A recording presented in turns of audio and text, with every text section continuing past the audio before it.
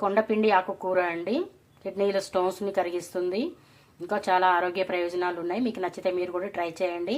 ఇది చపాతీలో అయినా రైస్లో అయినా కూడా తినవచ్చు. చాలా బాగుంటుంది. పిల్లలైనా పెద్దవాళ్ళైనా ప్రతి ఒక్కరు కూడా తినవచ్చండి. మీకు నచ్చితే మీరు కూడా ట్రై చేసి అలాగే మన ఛానల్ని సబ్స్క్రైబ్ చేసి లైక్ చేయండి. ఇప్పుడు కొండపిండి ఆకుకూరని తయారు చేసుకోపోయే విధానం చూద్దాం. హాయ్, నమస్తే అండి. ఈరోజు మనము కొండపిండి ఆకు కర్రీ తయారు చేసుకుందాము. దానికి కావలసిన పదార్థాలు చూద్దాము. కొండపిండి ఆకు, కరివేపాకు, ఆనియన్స్, పోపు కొరకు మినపప్పు, శనగపప్పు, ఆవాలు, జీలకర్ర, ఎండుమిర్చి ఒకటి, పసుపు తగినంత, ఉప్పు తగినంత, పచ్చిమిర్చి, ఎల్లిపాయలు, నానబెట్టుకున్న పెసరపప్పు. ముందుగా స్టవ్ ఆన్ చేసుకొని ఒక పాన్ పెట్టుకొని ఆయిల్ వేసాము కదా. ఇప్పుడు మనము ఈ పోపు గింజలు వేద్దాము. పోపు గింజలు ఇలా చిట్పట్టైన తర్వాత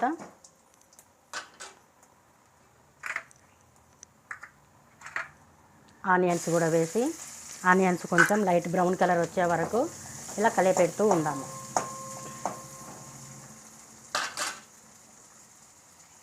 అండి ఆనియను లైట్ బ్రౌన్ కలర్ వచ్చాయి కదా.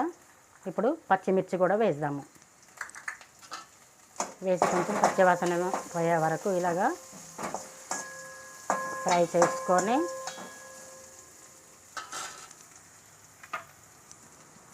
ఈ నానబెట్టిన పెసరపప్పు వాటర్ కూడా వేసేద్దాము. వేసి బాగా ఉడకనిద్దాము. పెసరపప్పు సగం ఉడికిన తర్వాత మనం ఆకుకూరని వేద్దాము. అంతవరకు పసుపు, సాల్ట్ కూడా వేసేద్దాము.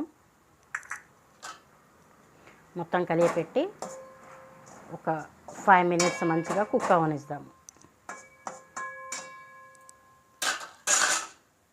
చూడండి, కందిపప్పు కొంచెం ఉడికినట్టు అయింది కదా.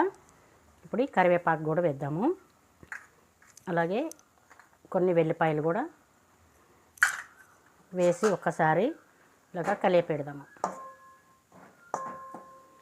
ఇలా కలియపెట్టినట్టు చేసి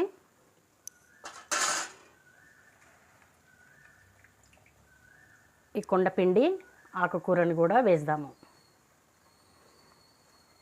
చాలా హెల్దీ అండి కొండపిండి ఆకు.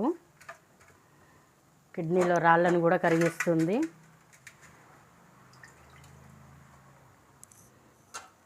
వేసి మొత్తం ఒక్కసారి కలియపెడదాము. అండి ఇలాగా మంచిగా కలియపెట్టాము కదా. ఒక 5 minutes మంచిగా ఉడకనిద్దాము. చూడండి, మంచిగా పప్పు ఉడికింది.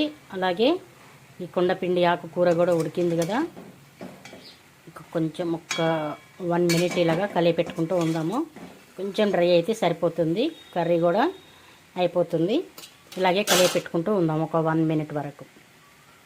ఇంతేనండి, కొండపిండి ఆకుకూర పెసరపప్పు అయిపోయింది. ఇప్పుడు స్టవ్ ఆఫ్ చేసేసుకుందాము. ఇలా ఒక సర్వింగ్ బౌల్లో తీసేసుకుందాం.